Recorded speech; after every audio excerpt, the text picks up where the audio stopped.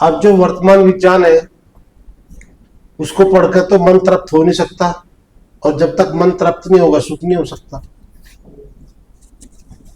तो उसके लिए क्या है, हमें वैदिक विज्ञान से सृष्टि विज्ञान को जानना अनिवार्य है। पूर्ण सृष्टिवान किसे जाना जाएगा? वैदिक विज्ञान से।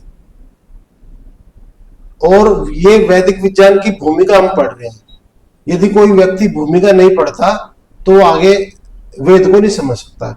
ये हमारी जो क्लास है, उन क्लासों को पढ़ने से कोई लाभ नहीं होगा, ना वो समझ में आएगी। ठीक है, तो ये हमारी भूमिका पढ़नी जरूरी है। क्या है? ठोस सिद्धांत एवं परिभाषाएं।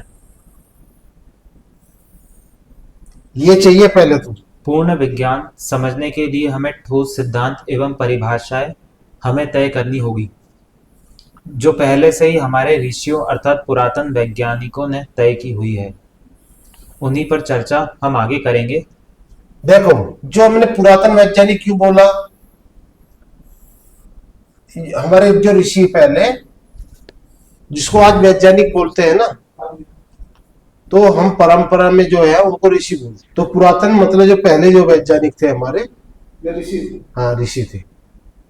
ठीक है, वो क्या कहते हैं? वो ना सतो विद्यते भावो ना भावो विद्यते सते। क्या अर्थ है इसका? ये कहां से लिया है?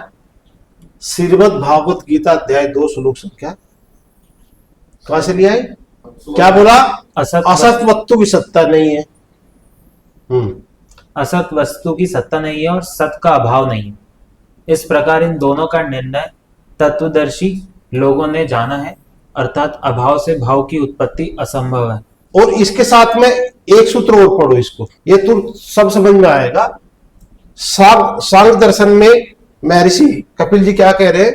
विनाश का अर्थ है कारण में लीन हो जाना। जैसे कोई घर है और हम कहते हैं भूकंप आया, भाई नाश हो गया, तो ईंट तो वहीं पड़ी, नाश क्या हुआ? ईंट तो वही है, सब वही है। हाँ, जिससे बनी थी, मतलब जिस कारण से बनी, किसके कारण से बनी थी वो ईंट? वो घर किसे? ईंट से बना था, तो ईंट में मिल गया। हाँ, कारण में चले जाओ। जैसे क्या है, ये बना मॉलिक्यूल से, टूटेगा किसे? मॉलिक्यूल में टूटेगा, एटम में टूटेगा, फिर इलेक्ट्रॉन पे टूटेगा, फिर वायु में, मूल प्रकृति में। कहां तक टूटता है? मूल प्रकृति, जिसके अपन नित्य है, एक है, ये आज यही तक टूटता है, जो कोई टूटता है। तो ये तो हमेशा रहता है। हाँ, पर दिखेगा नहीं, आंखों से अग्राह्य है, इंद्रियों से नहीं दिखेगा। हाँ, इंद्रियों से नहीं दिखेगा, अपने कारण में तो चले जाएगा। हाँ, बहुत सूक्ष्म है। हाँ, ऋषि समाधि में देख लेंगे उसको। तभी ऋषियों ने कहा कि भैया नाश का मतलब है क्या? कारण में लीजिए। उन्होंने बोला ऐसे, जिन्होंने देख लिया ना इसको टूटे हुए को, अरे बोला ये तो यही है, कहीं नहीं गया। कारण में होने से कार्य की सत्ता होती है, अर्थात कारण के अभाव से कार्य का अभाव होता है। देखो, यदि कारण का अभाव होगा, जब घड़ा बनाने वाला यदि कुम्हार गायब है तो घड़ा बन जाएगा मिट्टी। यदि कारण गायब होगा तो कार्य भी गायब। मूल का मूल अर्थात कारण का कारण नहीं होता। हाँ, ये बहुत महत्वपूर्ण है। मूल का मूल, मूल का मूल क्या है? सत्ता, तीन सत्ता नादी है। क्या क्या? ईश्वर, जीव और जड़ प्रकृति। अब तुम बोलोगे इसका कारण क्या है? भैया ये तो मूल है, इसका कोई कारण नहीं। कार्य का तो कारण होगा, पर कह रहे मूल का मूल, कारण का कारण। हाँ, मूल का मूल, कारण का कारण नहीं होता। ये तो सत्ता अनादि नित्य। ठीक है, और फिर क्या हो रहा है? बहुत भ्रम हो रहा है समाज में। बोले विज्ञान न लगे, ज्ञान न लगे, वेद, विद्या, शिक्षा, धर्म, मानवता, सत्य, नित्य, सनातन, है ना, अलग अलग व्यवहार बोले जाते, पर वेद अनुसार ये सारे आपस में पर्यायवाची हैं। विज्ञान क्या है? जिसका सर्वहित होगा, जिसका सबका भला होगा। ज्ञान क्या है? जिसका सबका भला होगा, वही है। विद्या क्या है? वही है, सबका भला होना चाहिए। अच्छा, सबका भला क्यों होना चाहिए? ये ऐसा क्यों आया इसमें? देखो, जैसे मेरा शरीर है, जैसे वर्तमान विज्ञान के लिए तो शरीर है, अकेली यूनिट है, पर हमारे लिए इसमें 3 सत्ता है शरीर में। देखो ईश्वर ने तो धारण कर रखा है, ये मॉलिक्यूल पकड़ा रखे, और जीवात्मा इसमें है और जड़ ये शरीर है। तो आत्मा अलग है, आत्मा अलग है और ये शरीर अलग है। तो आत्मा ने यदि शरीर की चिंता नहीं करी तो सर्वित नहीं हो पाएगा। तो ये शरीर आत्मा के लिए दूसरा है कि नहीं है? भाई आत्मा अलग है, तो दूसरे की जब चिंता करते तब क्या होता है? सर्वित होते हैं। ठीक है, ये सभी सब आपस में, हाँ भाई, जिससे पदार्थ का स्वरूप यथावत ज्यों का तो जानकर उससे उपकार लेके अपने और दूसरों के लिए सब सुखों को सिद्ध कर सके, वह विद्या कहलाती है। वो ये सबको सुख, सबको सुख, वही सर्वित। आगे ही नहीं सर, जिससे धर्म का धर्म क्या है? ये मुल्ला मुसलमान हिंदू ये सब सब सब बहके हुए हैं, जिसमें सबका भला हो। जिससे ईश्वर से लेके पृथ्वी पर्यंत सृष्टि निर्माण का सबसे छोटा कण पदार्थों का सत्य विज्ञान होकर उनके यथा योग्य उपकार लेना होता है, इसका नाम विद्या है।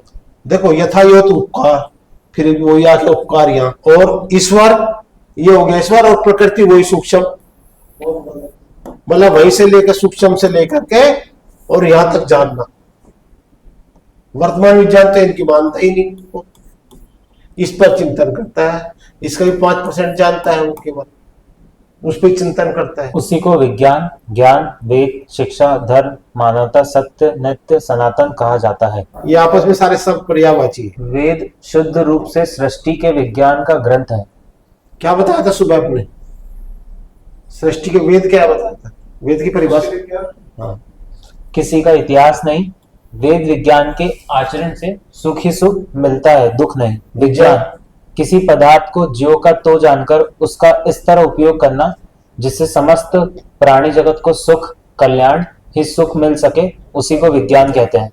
फिर आ गया सुख, यही प्राणी जगत को सर्वित आ गया।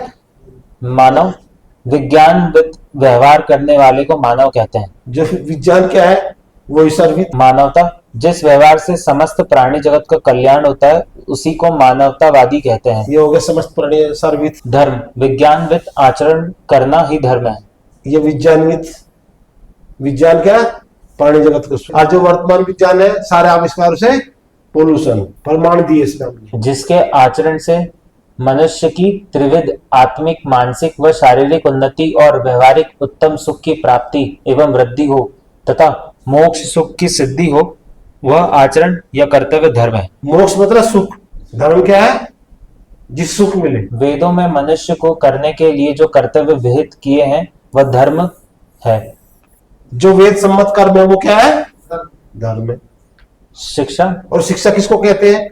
आज तो बहुत बड़ी शिक्षा हुई। शिक्षा, ये भी शिक्षा की परिभाषा देखो क्या है? जिससे विद्या, सभ्यता, धर्मात्मा, जितेंद्रिय आदि की बढ़ती होवे और अविद्यादि दोष छूटे, उसको शिक्षा कहते हैं। ये सत्ता प्रकाश के लिए स्वयं अंतः प्रकाश में से हमने शिक्षा, जिससे विद्या बढ़े, सभ्यता बढ़े, धर्मात्मा बढ़े, जितेंद्रियता बढ़ी है। अब तो स्कूलों में देख रहा क्या, जो कोई स्कूल चल रहे क्या हालत हो रही वहां पर। सृष्टि, सृष्टि उसे कहते हैं जो पृथक द्रव्यों का ज्ञान युक्ति पूर्वक मेल होकर नाना रूप बनना। अब देखो जो बहुत ही प्रकृति अपनी, उसमें क्या परमात्मा कैसे करता है? विज्ञान पूर्वक, किसके लिए? सर्विस के लिए। युक्ति पूर्वक ज्ञान, जैसे माँ रोटी बनाती है, सब्जी बनाती है, कि मेरे बच्चे सब। सृष्टि का प्रयोजन यही है कि जिसमें ईश्वर ने सृष्टि निमित्त गुण, कर्म, स्वभाव का साफल्य होना। जैसे किसी ने किसी से पूछा कि नेत्र किस लिए हैं, उसने कहा देखने के लिए। वैसे ही सृष्टि करने के ईश्वर के सामर्थ्य की सफलता सृष्टि करने में है और जीवों के कर्मों का यथावत भोग करना आदि भी। ईश्वर का क्या काम है? सृष्टि का निर्माण करना और प्रलय करना, और न्यायपूर्वक जैसे जिसने कर्म किए है उसका फल देना। ये सृष्टि सकर्तृक है, मतलब कोई करने वाला है। इसका कर्ता पूर्वोक्त ईश्वर है। कौन है कर्ता इसका? क्योंकि सृष्टि की रचना देखने और जड़ पदार्थ में अपने आप यथा योग्य बीज आदि रूप का सामर्थ्य न होने सृष्टि का कर्ता अवश्य है। बिना बनाए नहीं बन रही सृष्टि। आचार्य जो सांगोपांग वेद विद्या का अध्यापक सत्याचार का ग्रहण और मिथ्याचार का त्याग करावे वह आचार्य कहता है। अध्यापक कौन है? वेद को पढ़े और पढ़ाए, खुद आचरण करे बच्चों को। शिष्य उसे कहते हैं कि जो सत्य शिक्षा और विद्या को ग्रहण करने योग्य धर्मात्मा, विद्या ग्रहण की इच्छा और आचार्य का प्रिय करने वाला। सत्य शिक्षा जो अपन बता रहे थे ना कल, सत्य विद्या, जो नियम अनादिकाल तक एक जैसे रहेंगे, नित्य रहेंगे, उनको कहते हैं सत्य विद्या। हाँ, गुरु माता पिता और जो सत्य का ग्रहण करावे और असत्य को छुड़ावे वही गुरु कहता है। जो असत्य को भी छुड़ाया और सत्य का ग्रहण नहीं कर रहा वो गुरु। आजकल तो गुरु बहुत घूम रहे, बोले नाम ले लो और सारा माल हमें दे पाओ और तुम जाओ कंगाल हो करके। पुरोहित जो यजमान का हितकारी सत्योपदेष्टा होवे। जो उसका हित करे यजमान, वेद विद्या दे, वेद सही गलत का रास्ता बताए। शिष्टाचार जो धर्माचरण पूर्वक ब्रह्मचर्य से विद्या ग्रहण कर प्रत्याक्षादि प्रमाणों से सत्यासत्य का निर्णय करने, सत्य का ग्रहण असत्य का परित्याग करना है, यही शिष्टाचार। और जो इसको करता है वह शिष्ट कहलाता है। किसका त्याग ग्रहण किसको करना? और वर्तमान विज्ञान तो इतना गप दे रहा, श्रेष्ठ उत्पत्ति को लेकर सैकड़ों थोड़ी कर रखी उन्होंने, और एक पर झूठ एक पर झूठ। हाँ, आप यथार्थ वक्ता धर्मात्मा सबके सुख के लिए प्रयत्न करता है, उसी को आप। जो धर्मात्मा सबके सुख के लिए प्रयत्न करता है वो आगे सर्वविद। परोपकार जिससे सब मनुष्यों के दुराचार छूटे, हाँ। दुख छूटे, श्रेष्ठाचार और सुख बढ़े, उसी के करने को परोपकार कहता हूँ। स्वतंत्र परतंत्र जीव अपने कर्मों में स्वतंत्र और कर्म फल भोगने में ईश्वर की व्यवस्था से परतंत्र, वैसे ही ईश्वर अपने सत्याचार आदि काम करने में स्वतंत्र है। अपने काम करने में स्वतंत्र, और जो फल भी भोगेगा उसमें परतंत्र। स्वर्ग नाम सुख विशेष भोग। अब ये शुद्ध को स्वर्ग को नाम से बहुत बहमी, ये सृष्टि स्वर्ग है। वेद अनुसार आचरण करोगे स्वर्ग है, और वेद विरुद्ध आचरण करोगे वो दुख भोगोगे। कोई ना 7 लोग ऊपर है और ना नीचे है, यही है सब कुछ। आत्मा एवं शरीर के संयोग का नाम जन्म और उनका वियोग मात्र को मृत्यु कहते हैं। आत्मा भी नित्य है और जिससे शरीर बना वो भी नित्य है। इनका जब वियोग, इनका संयोग तो जन्म और मृत्यु। हाँ, अब बताओ। सृष्टि का मूल पदार्थ इतना सूक्ष्म है कि उसको माइक्रोस्कोप या इंद्रियों से नहीं जाना जा सकता। उसको केवल ऋषि योगी लोग समाधि अवस्था में आत्मा द्वारा जान सकते हैं। इसलिए मूल पदार्थों को जानने के लिए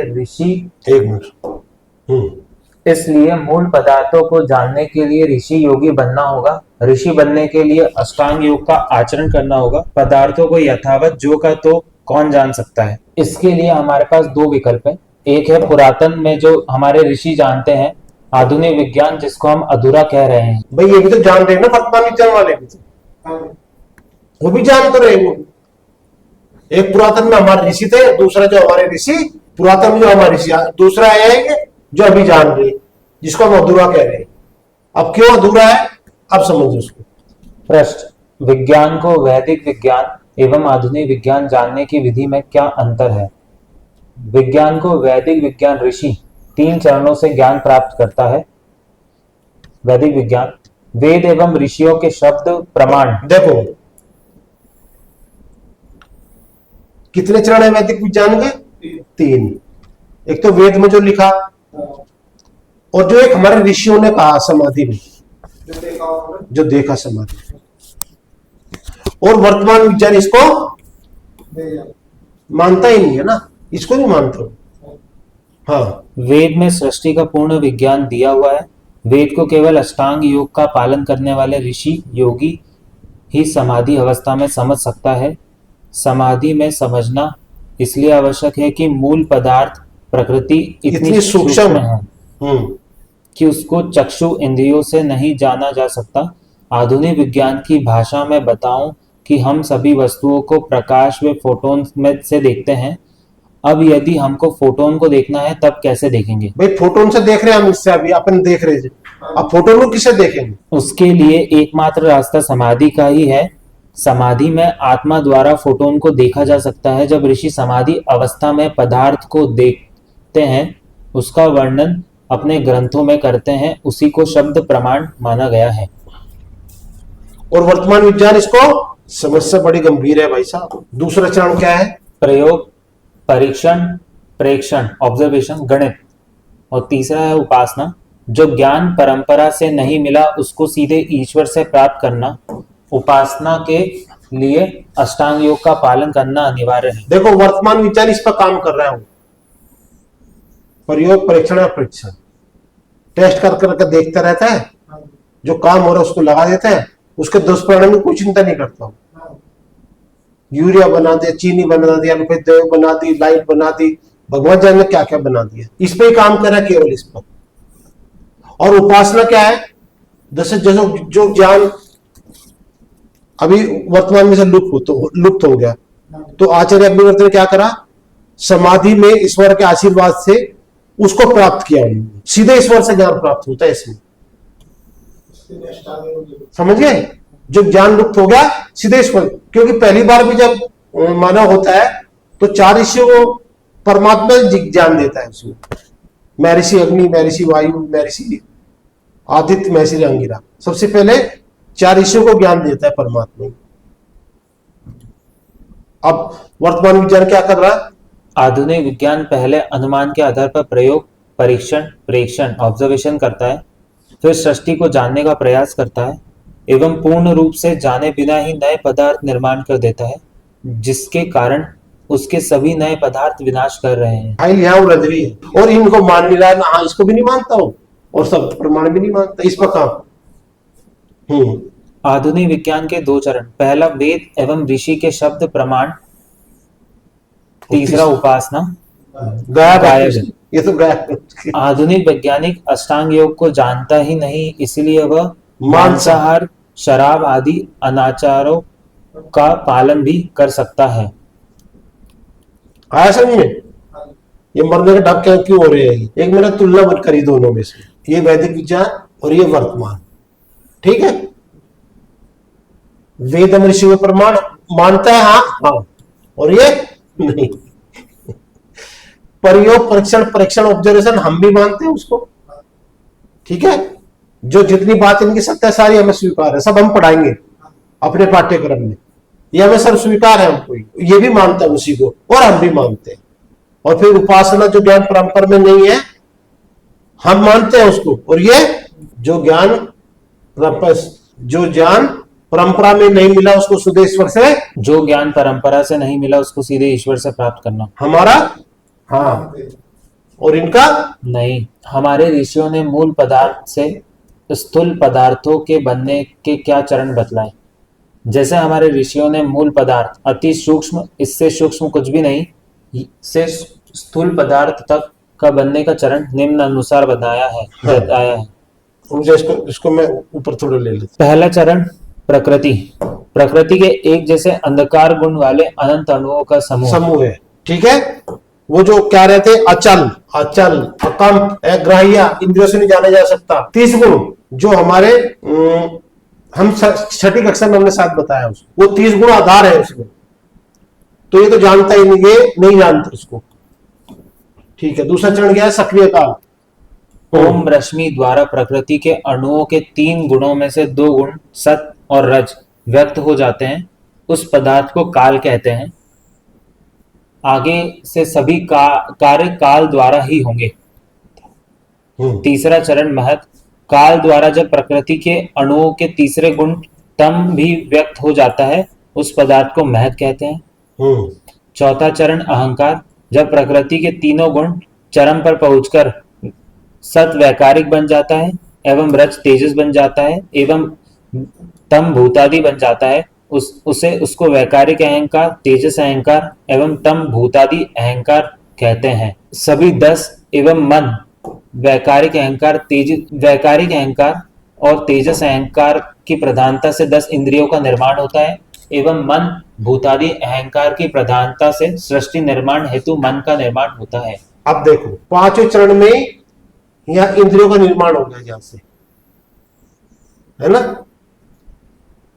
चक्षु, श्रोत, घ्राण, नासिका, और यहां तो वर्तमान जानता ही नहीं, इसलिए वह किसी को इनको ठीक भी नहीं कर पाएंगे। छठवां चरण व्याहृति रश्मि, भू भुव स्वः स्वः मन जन तप सत्यम की उत्पत्ति होती है। सातवां चरण प्राथमिक प्राण रश्मि की उत्पत्ति होती है। आठवां चरण मास रश्मि की उत्पत्ति होती है। नौवां चरण ऋतु रश्मि की उत्पत्ति होती है। 10वां चरण आकाश महाभूत की उत्पत्ति होती है। इसको वर्तमान विज्ञान स्पेस के नाम से जानता है, परंतु इस पदार्थ के बारे में उसे कोई भान नहीं है। अच्छा, स्पेस कहता है खाली जगह, जबकि हमारा ये मटेरियल है, जो सूक्ष्म रश्मि होती है वो 10 जिसमें 9 अक्षर छोटी छोटी वो स्पंदन करती है उसमें। 11वां चरण बड़ी छंद रश्मियों की उत्पत्ति होती है। इस पदार्थ का वर्तमान विज्ञान को कोई भान नहीं है, जानता ही नहीं भाई। 12वां चरण वायु तत्व की उत्पत्ति होती है। इसको वर्तमान विज्ञान वैक्यूम ऊर्जा के नाम से जानता है, परंतु इस पदार्थ के बारे में उसको कोई भान नहीं है। वायु तत्व हवा नहीं है। हवा तो अनेक जल एवं पृथ्वी तत्व अर्थात वर्तमान विज्ञान अनुसार एटम, आयन एवं मॉलिक्यूल का मिश्रण है। ये हवा नहीं है, ये वायु तत्व क्या नहीं है, हवा नहीं है ये। हाँ, 13वां उसका चरण सूक्ष्म है हवा से। 13वां चरण अग्नि तत्व की उत्पत्ति होती है। वर्तमान विज्ञान इसको elementary particle, electron, photon, quarks आदि नाम से जानता है। अग्नि तत्व आग नहीं है, आग तो अनेक गैसों का मिश्रण है। 14वां चरण जल तत्व की उत्पत्ति होती है। इसको वर्तमान विज्ञान एटम, आयन के नाम से जानता है। जल तत्व पानी नहीं है, पानी तो पृथ्वी तत्व का मिश्रण है। 15वां चरण पृथ्वी तत्व की उत्पत्ति होती है। वर्तमान विज्ञान इसको मॉलिक्यूल के नाम से जानता है।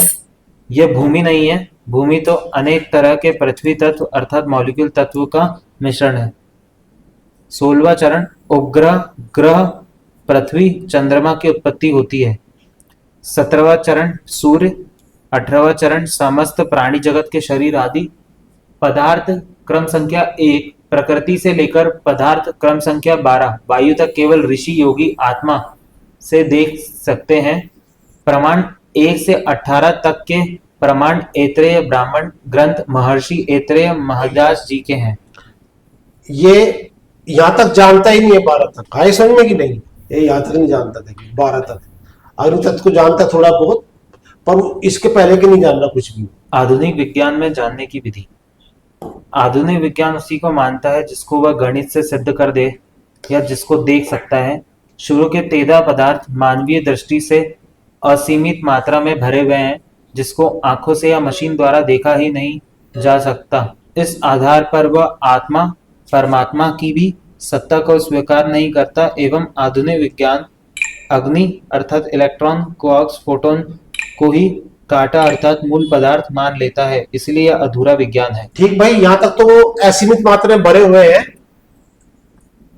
और आंखों से देख सकता, और वो कह रहा है कि जिसको मैं देख लूंगा और उसको देख नहीं सकता, और उसका दंड कौन भर रहा, पूरा विश्व। किसी का मन तरफ है आज। आधुनिक विज्ञान को मूल प्रकृति, ध्वनि, सक्रिय काल, साम्यावस्था भंग, ये नहीं पता, ये सक्रिय काल, मैथ, अहंकार का नहीं पता, 10 इंद्रिय का नहीं मालूम, व्याहृति रश्मि क्या होती है, मन क्या है, धनंजय सूतात्मक प्राथमिक प्राण रश्मियां, मास रश्मियां, ऋतु रश्मियां, आकाश, बड़ी छंद रश्मियां, वायु छंद रश्मियां, प्राण रश्मियों का मिश्रण, और वो रंग भी नहीं जानता। रंग कैसे बनता? हाँ, रंग तो यही बन जाता है बड़ी छंद रश्मि में, यहाँ बनते हैं सारे रंग। इनको जानता ही नहीं है। विद्युत विद्युत कैसे बनती है, विद्युत के बारे में कोई बात नहीं। हमारी विद्युत तो यही बन जाती है, मैथ में यहाँ बनती है विद्युत हमारी, तो विद्युत को जानता ही नहीं है। विद्युत आवेश को भी क्यों आता है उसका भी पता, ऊर्जा को नहीं पता, क्योंकि ईश्वर की ऊर्जा है संसार इस सृष्टि में, और ये इसी को नहीं मानता। बल भी पूरा ईश्वर का ही है, ये उसको भी नहीं मानता। जब ईश्वर को नहीं माना तो बल भी नहीं माना। द्रव्यमान भी हमारा यही उत्पन्न हो जाता है मैथ में ही। इनमें से कुछ तत्व के बारे में स्वीकार भी करता है कि ये हमें मालूम नहीं है। स्वीकार करता है वो सब, हमें ये नहीं, विद्युत नहीं पता, आवेश का नहीं मालूम, ऊर्जा है, बल है, द्रव्यमान के गप लगाता है, अंदर के ठोकरा बहुत बड़े बड़े। आधुनिक विज्ञान जब तक उपरोक्त तत्वों को नहीं जानेगा तब तक उसको ईश्वर का भान भी नहीं हो सकता। देखो ईश्वर, अब जैसे मैंने बोलूं भाई दिल्ली में लाल किला है, और कोई इसको चले यहां से ग्वालियर में ढूंढने मिल लगे उसको, ये ग्वालियर में दिखाओ, मिलेगा कहाँ? तो भैया इसकी दिल्ली का ईश्वर की ये यहां जाना पड़ेगा, मूल प्रकृति में, यहां दिखेगा ईश्वर। जब तक तो मेरी भविष्यवाणी क्या है कि यदि यही विज्ञान चलता रहा 2040 में आदमी नहीं बचेगा। ज्यादा लंबी फाइल नहीं है यदि इसको वर्तमान विज्ञान को नहीं रोका गया। क्या करता है वर्तमान विज्ञान? आधुनिक विज्ञान के वैज्ञानिक प्रयोगशाला में बैठकर दो पदार्थों को अलग अलग विधि से संगतिकरण करवाते हैं, फिर उनके परिमाण के लिए इंतजार करते हैं। कोई संगतिकरण तत्कालीन लाभदायक के लिए अच्छा लगा तो फिर उसको दोहराते हैं, फिर उसको समाज को दे देते हैं। उनका तात्पर्य तत्कालीन लाभ से है। दुर्गामी क्या होगा ये पता नहीं। जब प्लास्टिक ला दिया, अब प्लास्टिक आफत बन रही है कि नहीं? अब जैसे कोरोना में वैक्सीन बनाई थी, सरकार ने बना दी, अब अटैक मर रहे हैं, अब आकर सारे का दुष्परिणाम क्या हुआ?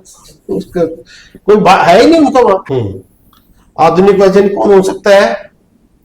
आधुनिक विज्ञान का वैज्ञानिक कोई भी साधारण व्यक्ति मांसाहारी मांसाहारी वेद विरुद्ध आचरण करने वाला हो सकता है, परंतु ऋषि देखो भाई, कोई मांसाहारी है, मांसाहारी है, साधारण में मांसाहारी वेद विरुद्ध आचरण करने वाला, उसको कोई बंधन नहीं है।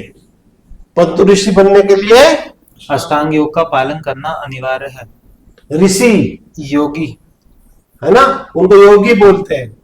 पुरातन वैज्ञानिक और वैदिक विज्ञान के ये तो तीनों ही हो गए।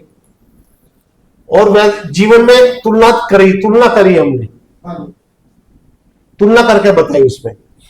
अहिंसा, हाँ बताओ भाई। विवरण: अहिंसा बिना कारण हिंसा नहीं।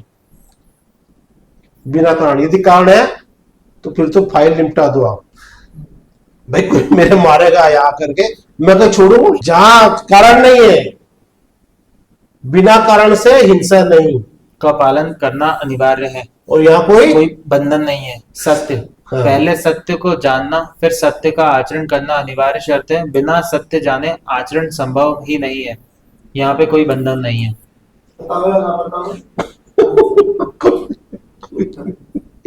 मर्जी तुम्हारी, जैसे असत्य का पालन करना चोरी करना अनिवार्य शर्त है। किसी का धन चोरी नहीं करना। देख लो सारे अधिकारी जो भ्रष्टाचार साहब, अब तुमको पता है सब कुछ क्या हो रहा है देश में। पर जो योगी बनेगा, ऋषि बनेगा, वो इसका पालन करेगा। और यहाँ कोई ब्रह्मचर्य, गृहस्थ आश्रम में भी ब्रह्मचर्य भंग तभी हो जब बच्चे की आवश्यकता हो, अन्यथा जीवन भर ब्रह्मचर्य का पालन करना जब है। बच्चे पैदा हो पत्नी के पास तभी जाना, क्योंकि सबसे मूल्यवान इस शरीर में यही है। और यहाँ कोई अपरिग्रह का पालन करना अनिवार्य शर्त है। जरूरत से अधिक सामग्री का संग्रह नहीं करना। अब जैसे हमने भी करा क्या है काम भाई, हमने भी तो कंपनी थी, हमने भी इतने बड़े बड़े भवन दुनिया भर की जमीन खरीद दी, पर यहाँ बंधन है, उसमें कोई बंधन नहीं है। हमारे यहाँ बंधन है। यदि 10 कुर्ते की जरूरत है, 10 ही 11 नहीं होना चाहिए। और वेद ये भी नहीं कहते एक ही कुर्ता बना हुआ। अरे भाई, एक कुर्ता अगले दिन धोना नहीं उसको, और नहीं सूखा तो बरसात में नहीं सूखा तो 2 दिन तो चाहिए। वेद तो धनवान व्यक्ति कहता है, वो जितने लगेंगे उतने चाहिए। शौच का पालन करना अनिवार्य शर्त है। तन की जल से और मन की सत्य से सफाई करना। सत्य। और यहाँ कोई हाँ तप केवल वेद अनुकूल कार्य ही करना चाहे, उसका पालन करने कितनी में भी कितनी समस्या आ जाए, आए। समस्या जैसे भाई हमने संकल्प किया हम झूठ नहीं बोले, भाई सत्य का आचरण करेंगे, और कोई हमें लालच दे रहा कि यार हमारी झूठी गवाही दे दे, हमारे पक्ष में बयान दे दे, आया समझ में? कोई समस्या है समस्या आ रही है। संतोष। और यहाँ कोई संतोष अपने तन मन धन से पूरा पुरुषार्थ करना, फिर फल की चिंता नहीं करना। भगवान को छोड़ दे रहा फिर तो कि भैया जो तू दे रहा, और यहाँ कोई कितने माल इकट्ठे आने दो, है ना, कमीशन भी बढ़ रहा सब बढ़ रहा है। स्वाध्याय केवल सत्य विद्या अर्थात वेद का पाठन पठन करना। देखो सत्य विद्या वही है जो नियम, जो अब जो वर्तमान विज्ञान है वो तो खुद ही डायनेमिक, क्या बोलता है, डायनेमिक परिवर्तन होते रहते हैं इनके लिए, तो उसको पढ़ने से लाभ नहीं है। जैसे देखो अभी हम 4-5 साल से हम अध्ययन कर रहे हैं इनका, पुस्तकों को जो सरकारी है, तब से अभी तक 3 बार इनका कोर्स बदल गया। भाई यदि 10 साल पहले वो तो अधूरा ही है ना, पागल घूम रहे हो, क्योंकि सही तो अब दिया इन्होंने, ये तो बदलते जाएगा। अब ये समझो, और मेरे पिताजी ने जब पढ़ा होगा और आज में कितना अंतर आ गया, तो मुरा की तो मर गए होंगे बेचारे। तो फिर वो तो नित्य है, मैं पढ़ू वेद का तो जो कथन है आज भी रहेगा, और 1 करोड़ वर्ष भी रहेगा, और अगली सृष्टि आएगी उसमें भी एक जैसा, वो तो फिक्स है। इसलिए क्या क्या पढ़ना, वेद ही पढ़ना ही। ईश्वर प्रणिधान। यहाँ कोई बंधन, ईश्वर प्रणिधान ईश्वर में आसक्ति होना अनिवार्य शर्त। भैया जो जिसने ये शरीर को पूरा धारण किया हुआ है उसको तो हमें माननी, बात की नहीं माननी उसकी। हाँ, और यहाँ कोई आसन जिससे शरीर की स्थिरता हो या सुख हो, वही आसन है। देखो इसमें भी क्या है, हमारे यहाँ भी आसन क्या होता है, जिसमें शरीर की स्थिरता हो और सुख से बैठ सके। मतलब जो समाधि में करता है तो भाई बैठने का, शांत बैठेगा तब तो समाधि लगेगी। और इस आसन को क्या बोल दिया, योग, बोलते योग। आसन को क्या बता रहे, योग बता रहे। इस एक को ही योग कह दिया। अहिंसा चली गई, सत्य चला गया, ब्रह्मचर्य चला गया, जो आसन कर ले वो योगी हो गया, योगा योगी। ये पाखंड भी हमारे यहाँ भी चल रहा है। वो तो एक चरण है आसन का कि भाई जिससे शरीर थोड़ा ठीक ठाक रहे। फिर ये प्राणायाम मन की एकाग्रता। अच्छा, यहाँ कोई बंधन नहीं है। मन की एकाग्रता के लिए प्राणायाम करना अनिवार्य शर्त है, कोई बंधन नहीं है। प्रत्याहार अपनी इंद्रियों को विषयों से मुड़कर अंतर्मुखी करना, यहाँ कोई बंधन नहीं है। अपनी इंद्रियों को जीत लेना, भाई आप तो मन पर कंट्रोल नहीं, यहाँ जा रहा वहां जा रहा, अभी ये भी चाहिए, अभी वो भी चाहिए, अब ये भी चाहिए, तो अपनी जो इंद्रियों को जीत लेता है उसको बोलते हैं प्रत्याहार, अपनी इंद्रियों को जीत लेना। धारणा, और यहां तो कोई बंधन नहीं। धारणा चित्त वृत्ति का देश विशेष में बांधना। अब आया देखो, अब यहाँ क्या है, अर्थात रोकना धारण कहलाती है। अब मुझे जैसे मूल प्रकृति पे चिंतन करना कि कैसी है वो, तो ये कर सकता है योगी, ये तो पालन नहीं हो सकता, असंभव है उनके लिए। और ये ध्यान से क्या करना, उस प्रदेश में अर्थात जिस विषय में धारणा की गई उसे ध्येय विषयक ज्ञान वृत्तियों का समान प्रवाह ध्यान कहलाता है।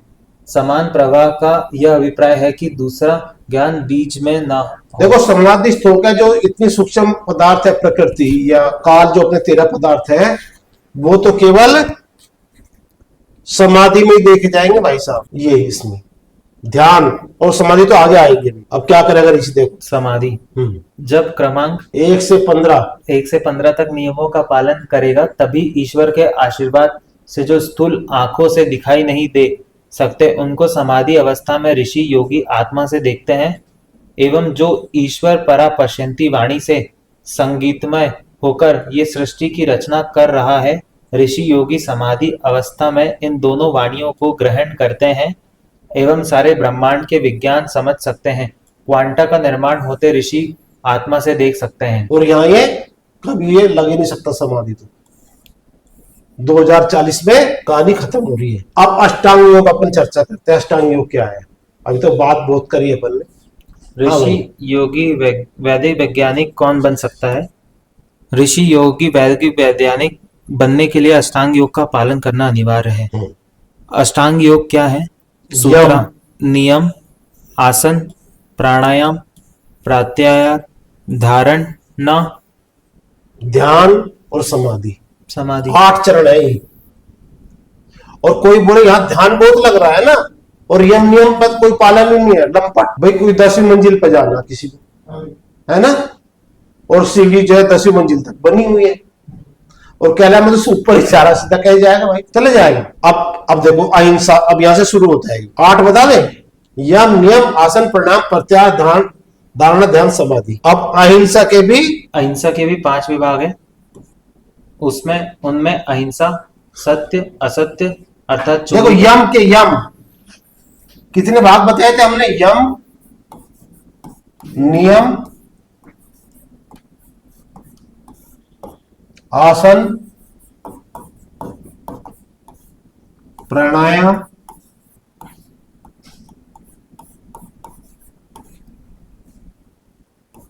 ध्यान, प्रत्याहार,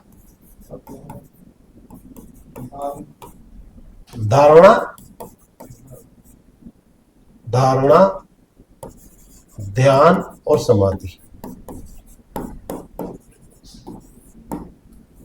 1 2 3 4 5 6 7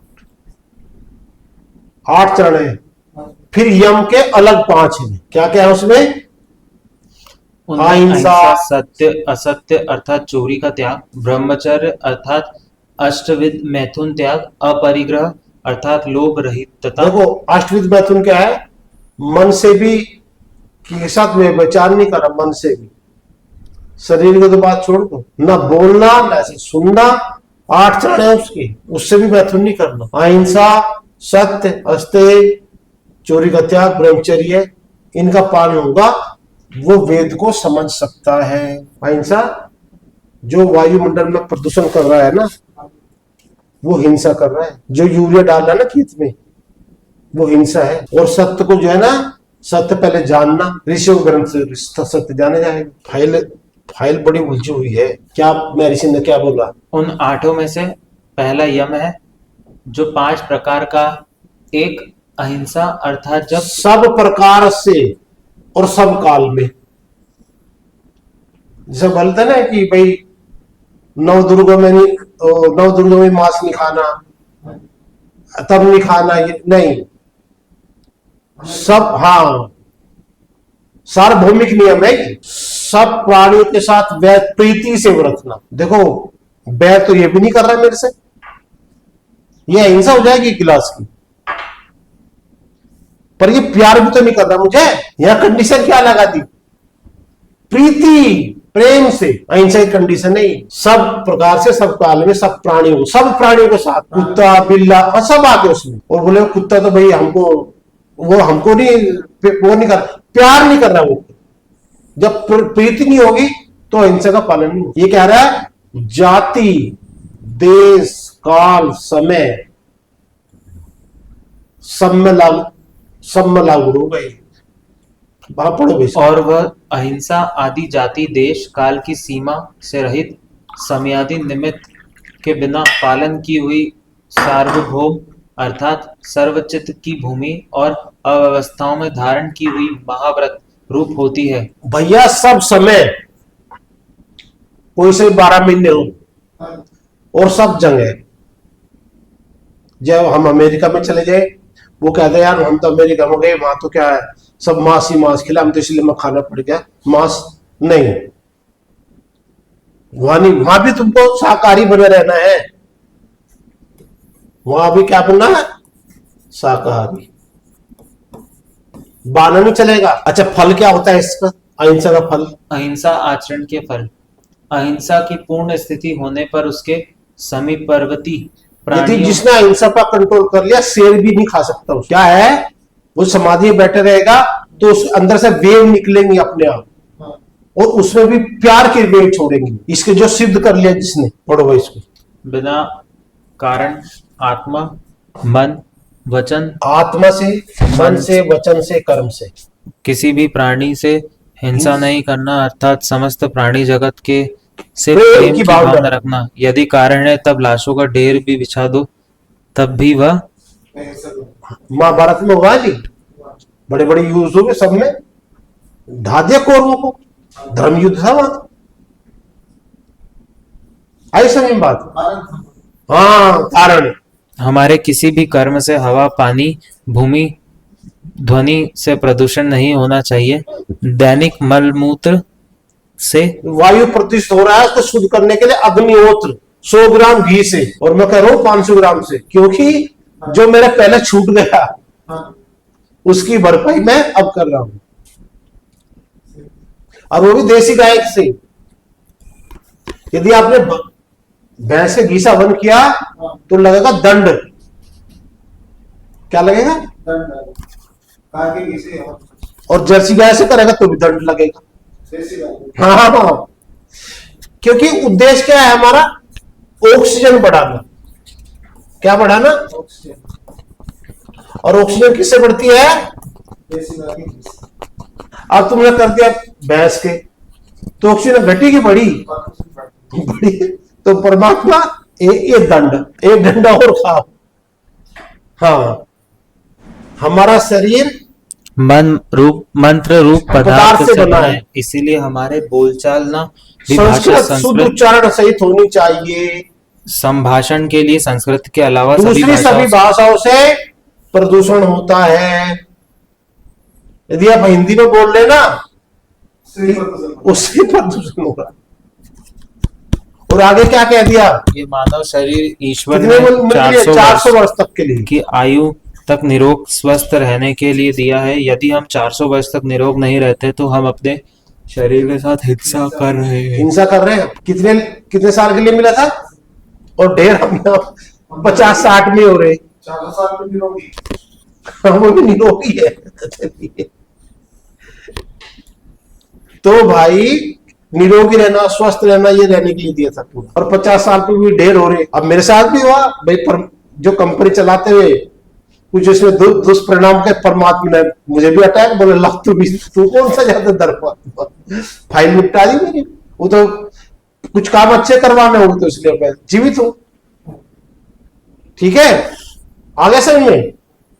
शुद्ध देसी गाय से हवन करना, 100 ग्राम गाय से हवन करना, प्रदूषण नहीं करना, और अपने शरीर को निरोगी रखना। दूसरा चरण आता है सत्य। सर्वदा अहिंसा, सत्य बोलना, सत्य मानना, सत्य करना।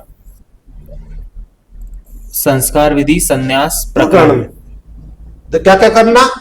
अहिंसा जो पहले चल रही थी, निर्वैरता, दुश्मनी नहीं करनी, सत्यम, सत्य बोलना, और सत्य मानना, सत्य कहना। आया समझ में? और क्या कह दिया? सत्यम क्या है?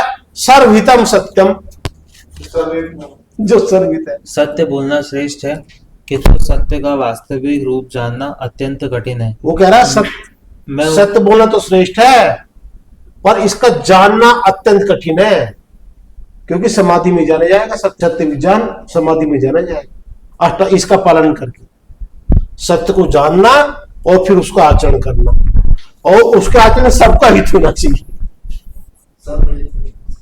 अब जैसे कभी कभी झूठ भी सत्य बन जाता है।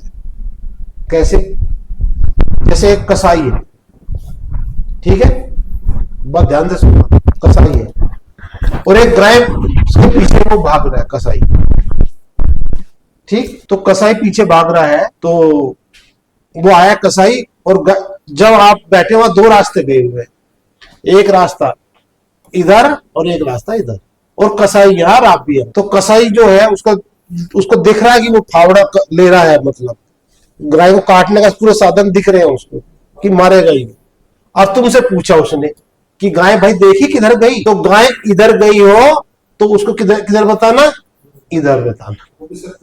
ये सत्य है भाई। गाय कितनी जरूरी भाई, वही तो जीवन का आधार है। 10 इंद्री कौन बनाएगी हमारी? देसी गाय। और वो बच की तो फिर नाश भी होगा यहाँ पर।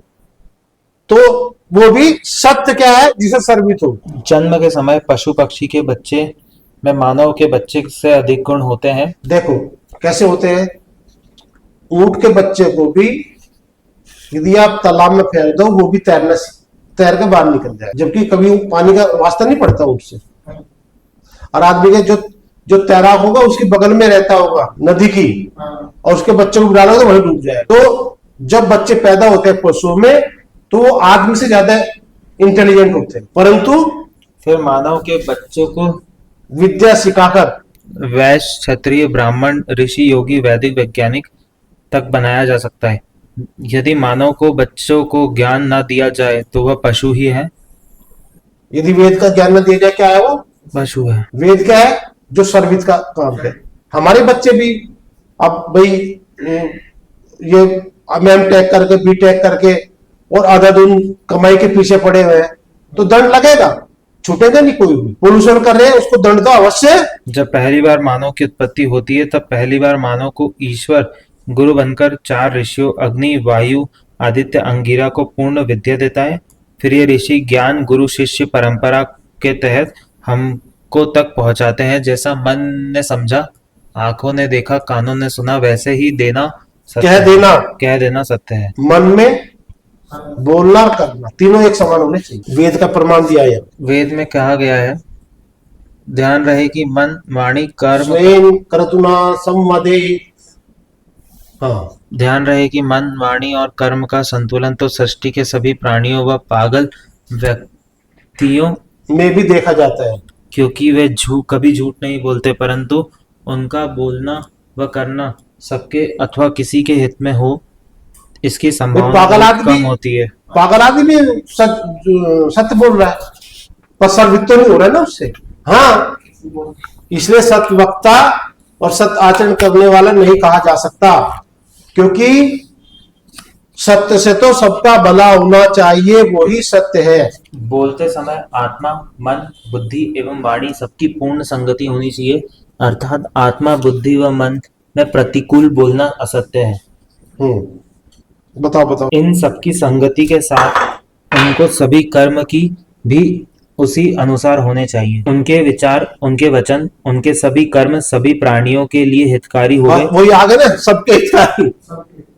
और जो कर्म उनके व्यक्तिगत हित के लिए होवे वह भी किसी अन्य प्राणी के लिए अहितकारी कदापि ना होवे। इसमें बताया कि देखो भाई, आपकी स्वतंत्रता, जैसे मेरे को सब्जी पसंद नहीं है तो उसको खाने के लिए मैं स्वतंत्र, मैं कोई रिएक्शन हो रहा मुझे, ठीक है, मेरे व्यक्तिगत में मैं अपने उस पर तो स्वतंत्र हूं, पर जो दूसरे पे भी इफेक्ट डाले, जैसे रोड पे मैं ऐसे खुला आजादी से चलूं तो वहां स्वतंत्र रहना है, क्योंकि रोड आपके लिए नहीं है। भाई आप किसी सब्जी से, आपको किसी जगह से कोई प्रॉब्लम हो वो तो ठीक है, वहां तो स्वतंत्र हो आप, पर जब सर्विस वाला काम आएगा वहां कोई आचरण ऐसा नहीं कर सकते जिससे दूसरे को नुकसान हो। ये 3 कसौटी सत्य है। यदि हमको सत्य का ज्ञान नहीं है तब हम सत्य का आचरण नहीं कर सकते। अच्छा, जब वेद पढ़ेंगे तो आचरण कैसे करेंगे भाई? कर लेंगे। हाँ। वेद सभी सत्य विद्याओं की पुस्तक है। आर्य समाज के 10 नियमों में तीसरा नियम महर्षि दयानंद, सत्य के आचरण के फल। फल क्या बताया? फल देखो कितना अच्छा फल बताया, कितना अद्भुत फल है। सत्य की दृढ़ स्थिति होने पर योगी द्वारा जो क्रिया होती है उसी में फल का आश्रय तत्व होता मतलब है। यदि योगी ने बोल दिया कि वर्षा होगी तो वर्षा होगी, जो सत्य में सिद्ध हो जाएगा, वो जैसा बोलेगा वैसा होगा। यदि किसी कुछ कह दिया उसने तो वो सिद्ध होगा। और अनाधिकृत उसको आशीर्वाद नहीं देता कोई भी ऋषि। कोई दुष्ट आचरण वाला है उसको आशीर्वाद दे जाओ तो ऐसा हो जाएगा, मालूम हो जाएगा, ऐसा आशीर्वाद नहीं देगा ऋषि। वो समाधि में देखेगा इसका आचरण कैसे है। वो एक प्रकरण आया था महर्षि दयानंद, उसमें बहुत एक समाज में, मैं नाम नहीं लेना चाहूंगा, बहुत प्रतिष्ठित एक लड़की थी उस समय, और एक लड़के के साथ चली गई वहां पर, समाज में बहुत नाम था उसका। तो उसने, भाई वो तो योगी बनकर घूम रही थी, बोला कि भाई ये कौन है? तो बोले जी कि ये तो मेरे भाई, मतलब बता दिया रिश्ता। तो महर्षि दयानंद ने बोला कि 5 मिनट रुका, ठीक है, बोला बैठो, और अंदर गए कमरे में, ध्यान लगाया। अरे देखो उन्होंने भैया ये क्या कहानी है, क्या करा, ध्यान लगाया, ध्यान आगे ध्यान में देख लेना। तो आचरण कैसा है, असत्य, अस्ते, चोरी का, मन वचन से चोरी नहीं करना, दूसरे के धन का लालच नहीं करना, दूसरे के पदार्थ को ग्रहण नहीं करना, यही अस्ते है। अच्छा, जो हाँ एक फल क्या है इसका, जो चोरी के त्याग में स्त्री योगी को सर्वरत्नों की प्राप्ति सिद्ध होती है। जिसने इसको सिद्ध कर लिया अस्ते को, उसको जो वो चाहेगा वो मिले, जो चाहिए। जिसने इसको सिद्धि प्राप्त कर ली, से विजय प्राप्त कर ली उसने। अब ब्रह्मचर्य क्या है, देखो ब्रह्मचर्य का अपन बहुत कहते ब्रह्मचर्य, हाँ, अन्य समस्त इंद्रियों सहित गुप्तेंद्रियों का संयम करना, खासकर मन, वाणी और शरीर से यौनिक सुख प्राप्त न करना ब्रह्मचर्य है। जन्म से 25 वर्ष तक को पूर्ण ब्रह्मचर्य रहना ही है। जब गृहस्थ के 25 वर्ष आए तब वह केवल ब्रह्मचर्य भंग तभी करे जब उसके बच्चे पैदा करने हो केवल। यदि 5 बच्चे करना है, पत्नी बार कितने बार जाना है, 5 बार ही, और 2 करने तो 2 बार, ये होता है ब्रह्मचर्य। पर मैंने चिंतन किया कि यार जब बच्चे करे, नहीं ठहरता बच्चा कभी, भाई नहीं ठहरता। पर ऋषि क्या है, वो ऋतुकाल देखते हैं लेडीज का, कि कब उनको समाधि में देखते हैं कि जो उनका जो अंडाणु है वो किस टाइम बाहर आएगा, उसी समय वो पत्नी के पास जाते हैं। तो वो ऋषि योगी जो समाधि में जो ऊपर के नियम को पालन कर लेता है इनको, तो वो उसको पता चल जाता है कि कब जाना है कब नहीं। गृहस्थ के 50 वर्ष बाद वानप्रस्थी और सन्यासी में पूर्ण ब्रह्मचर्य जीवन यापन करना है। वीर्य अमृत मानव की सबसे बहुमूल्य पदार्थ है। अच्छा, क्या लाभ है उसके, ब्रह्मचर्य जो सिद्ध हो जाएगा के लाभ। ब्रह्मचर्य की सिद्धि होने पर बल का लाभ होता है, बल जितना वो चाहे। एक प्रकरण आ गया, मैं महर्षि दयानंद का बताता हूँ। एक राजा था उसके पास में, तो और क्या है ब्रह्मचर्य से, क्या फायदा है ब्रह्मचर्य से। आप लोगों को भाषण देते रहते हो, ये देते रहते हो, तो ठीक है भाई, कोई बात नहीं, वो सुन लेना महर्षि दयानंद ने। बाहर जब वो घोड़े पे, वो 3-4 घोड़े रखते ही है जब बाहर भाई बड़ा राजा चलता है, देखो ना, 4 घोड़े, 6 घोड़े, 8 घोड़े, हाँ, वो पहले उनकी जो गाड़ी थी, घोड़ा गाड़ी, तो महर्षि ने उसको हाथ से पकड़ लिया, वो घोड़े चल ही नहीं पा रहे। बोले यार ये क्या हो गया इसमें, 4 घोड़े और एक आदमी गाड़ी नहीं दे रहा है। तो राजा वो अपने उससे उतरा गाड़ी से, और उसके दंडवत प्रणाम हुआ कि आप बड़े हो। ऐसे में तो बल की सिद्धि जो ब्रह्मचर्य का पालन करेगा उसको बल का लाभ है। अपरिग्रह, अभिमान आदि दोष रहित किसी संसार के धनादि पदार्थों में मोहित होकर कभी ना फंसे। इन 5 यमों का सेवन सदा किया करें। देखो भाई, अपरिग्रह वही, जरूरत से ज्यादा संग्रह नहीं, और जितनी आवश्यकता है चाहिए, उसमें कोई कंजूसी नहीं। जरूरत से अधिक वस्तुओं का संग्रह न करे एवं अपरिग्रह भाव से वस्तुओं का उपयोग करना ही अपरिग्रह कहलाता है। वेद मानव को भिखारी बनने की सलाह बिल्कुल नहीं देता, बल्कि वेद कहता है आप धनेश्वर युक्त बनो। भिखारी नहीं बनाता वेद, वो तो कहता है प्रजापते नत्वेदा तन्यो विश्वा जाता निपरिता बभूव यत् कामास्ते जो वस्तन्मो अस्तु वयं सांपतयो ऋणाम। पूरा ऐश्वर्य बनाने का बोला परमात्मा ने, ये पूरा संपूर्ण वैभव के साथ जियो। एक कहावत है ना कि जो वो कोई मतलब कोई अतिथि आए भूखा ना जाए, अब भी भूखा ना रहे, ऐसी नहीं कहता। वो कहता है कि पूर्ण धन ऐश्वर्य में कंजूसी बनने को नहीं कहता। ये सृष्टि बनाई है सुख पूर्वक के लिए। अच्छा, इसके लाभ क्या है, जो अपरिग्रह में सिद्ध हो जाएगा उसके लाभ क्या होंगे। जन्म किस प्रकार का बोध हो जाता है, अपने जन्मों को देख लेता है, किस पिछले जन्म में क्या हुआ था, उसके जन्म में क्या हुआ था, ये सिद्धि उसको मिल जाती। महर्षि ध्यान क्या कह रहे हैं, अपरिग्रह का फल यह है कि जब मनुष्य विषयासक्ति से बचकर सर्वथा जितेंद्र रहता है, तब मैं कौन हूं कहां से आया हूं और मुझको क्या करना चाहिए, क्या काम करने से मेरा कल्याण होगा। सब गुणों का विचार उसके मन में स्थिर हो जाता है, सब पता लग जाता है। सब पता चल जाता है। ये कहा लिखा ऋग्वेद भोजभाष भूमिका में क्या लिखा। फिर अब तक यम चल रहा था, हाँ जी, अष्टांग योग का एक चरण, यम के 5 नियम। यम के 5, अब चलेगा नियम, इसके भी 5 है। कौन कौन से है? सोच, संतोष, तप, स्वाध्याय, ईश्वर प्रणिधान, ये 5 नियम कहलाते हैं। पहले नियम की तो अपन बात कर ली, यम है ना। यम का आधार क्या है? अहिंसा और सत्य। हमारे कुछ महापुरुषों ने सत्य को ही धर्म बता दिया, सत्य ही आधार है। वेद में इनमें भी कहा कि सत्येन सूर्य तपति, सत्य ने ही जो है भूमि को धारण किया है, सत्य ने ही जो है सूर्य को धारण किया है। वैसे अष्टांग योग का जो आधार है वो सत्य ही है, पर सत्य क्या है? उसको जानना पहले तो, क्योंकि जब सत्य जान जाओगे तो ईश्वर की आपको साक्षात अनुभूति होगी विज्ञान से, तो फिर आपको कोई गलत काम नहीं करोगे। फिर कुछ महापुरुषों ने 2 आधार बताए, अहिंसा और सत्य। महादेव शिव जी ने 2 आधार बताए हैं, अहिंसा और सत्य। और अलग अलग, मुझे तो खैर एकदम ध्यान नहीं है, पर महर्षियों ने अलग अलग व्याख्या की है इसकी। तो जीवन का आधार क्या है? सत्य। सत्य नहीं है तो फिर कुछ भी नहीं है भाई। फिर पशु में हमारे में क्या अंतर रहेगा? जैसे हम यदि बोल रहे हैं और सत्य नहीं बोल रहे, तो पशु तो बोलते नहीं है, तो हमारे बोलने में पशुओं के बोलने में कोई हमारे में अंतर नहीं रह जाएगा। बल्कि पशु से हम गिर जाएंगे, क्योंकि वो झूठ तो नहीं बोल रहा कम से, और हम सत्य की जगह सत्य बोल रहे, तो उससे भी पशु से भी नीचे गिर गए। और यही कारण क्या है? आज जो पेपर में एक आप लोगों को दिखा दूं, ये विज्ञान की हालत क्या है। वो क्या कह रहे हैं कि 90% लोग कोलेस्ट्रॉल, आज ही नई दुनिया का कटिंग है। देखो 10 में से 9 भारतीयों में असामान्य कोलेस्ट्रॉल का खतरा। किसमें से? 10 में से 9। क्या कारण है इसका?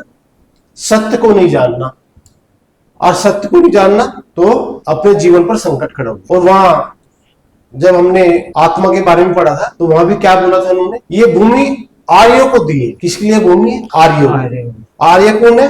जो पालन करता है, जो ईश्वर की सभी आज्ञाओं का पालन करता है। भूमि उसी के लिए है। अब नहीं कर रहे तो देखो ना, 10 में से 9 मतलब 90% फाइल खत्म हो गई। जीवन का आधार है भाई, जो केमिकल हमारे अंदर है वही बैलेंस बिगड़ेगा, फिर क्या बचा? वो तो आधार हो गए। फिर हमें करना क्या है? फिर आए नियम हमारे, यम और नियम। जैसे यम के 5 विभाग थे, ऐसे ही कितने विभाग हैं? शौच, संतोष, तप, स्वाध्याय, ईश्वर प्रणिधान, यह 5 नियम कहलाते हैं। 5 भाग हो गए इसके, है ना। अब ऋषि दयानंद क्या कहते हैं? पहला शौच अर्थात पवित्रता करनी। 100 भी 2 प्रकार की है। पवित्रता भी 2 प्रकार की है, एक भीतर की और दूसरी बाहर की। भीतर शुद्ध धर्माचरण, सत्य भाषण, विद्याभ्यास, सत्संग आदि शुभ गुणों के आचरण से होती है, और बाहर की जल आदि से शरीर, स्थान, मार्ग, वस्त्र, खाना पीना आदि शुद्धि करनी से होती है। देखो, एक तो मन के अंदर हो गया, मन में सत्य जानना, फिर धर्म आचरण करना, मन में अंदर ना। बाहर से क्या? अपने का स्वस्थ शरीर रखना, बाहर से सुंदरता। ठीक है, मन की सुंदरता भी होगी और बाहर की सुंदरता भी होगी। एक सुंदर से तो काम नहीं चलेगा। दूसरा ही महर्षि दयानंद का प्रमाण है, जो सदा धर्मानुष्ठान से अत्यंत पुरुषार्थ करके प्रसन्न रहना और दुख में शोकातुर न होना, किंतु आलस्य का नाम संतोष नहीं है। हाँ, कोई आदमी सोचे कि भाई हम तो कुछ नहीं करते। जब कुछ नहीं करेंगे तो पाप भी नहीं होगा। जब कुछ नहीं करेगा आदमी, पाप भी नहीं होगा। तो वैसे नहीं बोला हो, कर्म करना है पर धर्म अनुसार फिर दूसरा चरण क्या है? सम्यक प्रसन्न होकर निरुदयम रहना, संतोष नहीं, बिल्कुल किंतु पुरुषार्थ जितना हो सके उतना करना, लाभ में हर्ष व शोक ना करना। देखो भाई, जैसे किसान है, ठीक है, अब पूरी मेहनत कर ली उसने, अब भैया फसल तो परमात्मा के हाथ में है, फिर उसको रोना नगाना नहीं है। सब विद्यार्थी है, अपनी पूरी पुरुषार्थ करके विद्या अध्ययन करे, फिर परीक्षा में जो भी नंबर आए उससे हमको संतुष्टि कर, ठीक है। अगला हाँ, अगला भी महर्षि दयानंद का प्रमाण है, क्या है? पुरुषार्थ करते जाना और हानि लाभ में प्रसन्न और अप्रसन्न ना होना। अब तीसरा क्या है? तीसरा तपह, जैसे सोने को अग्नि में तपा के निर्मल कर देते हैं, वैसे ही आत्मा और मन को धर्माचरण और शुभ गुणों के आचरण रूप तप से निर्मल कर देना। देखो भाई, तब कहते हैं द्वंद्वम सहनम। अब जैसे हम कोई काम करते हैं, कुछ समस्या आती है, वो कह रहे हैं उन समस्याओं को पार करते हुए। अब जब खेत में हम चलाते, धूप भी लगती है, सर्दियों में ठंड लगती है कि नहीं लगती? वो कह रहा है उन द्वंद्वों को सहन करते हुए और क्या करना? वेद सम्मत कार्य करना है।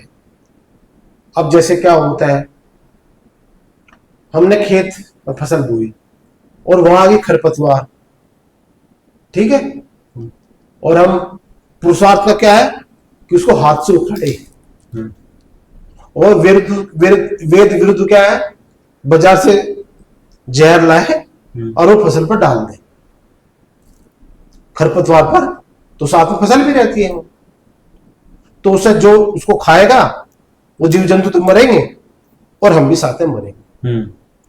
तो इसको ऐसा नहीं करना, धर्मयुक्त काम करना, भले उसमें कितनी ही परेशानी आ जाए। फिर आगे क्या बता, अगली परिभाषा क्या दी मेरी? अर्थात कष्ट सेवन से भी धर्मयुक्त कर्मों का अनुष्ठान करना। हाँ, भले की तरह। फिर तब का अगला परिभाषा क्या दी? सदा पक्षपात रहित न्याय रूप धर्म का सेवन, प्राणायाम और आदि योगाभ्यास करना।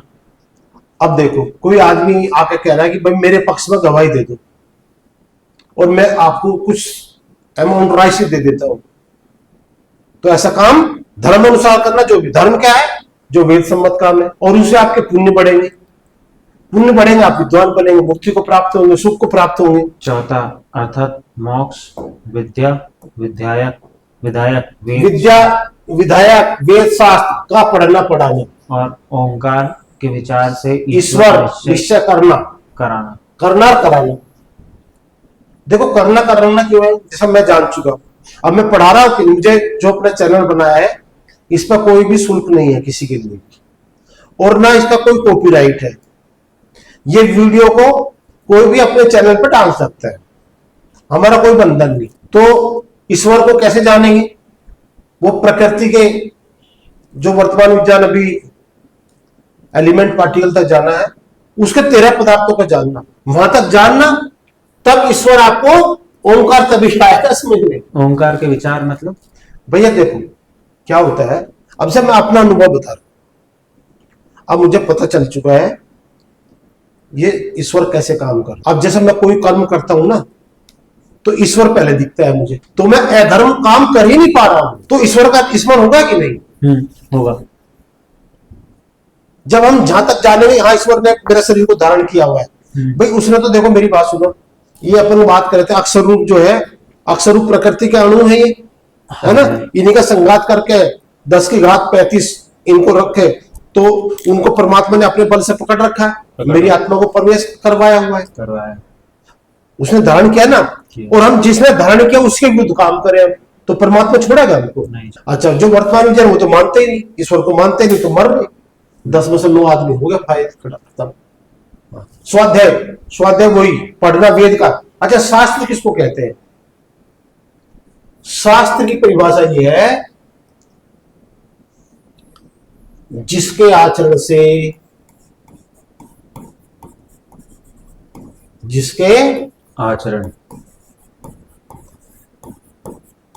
सर्वहित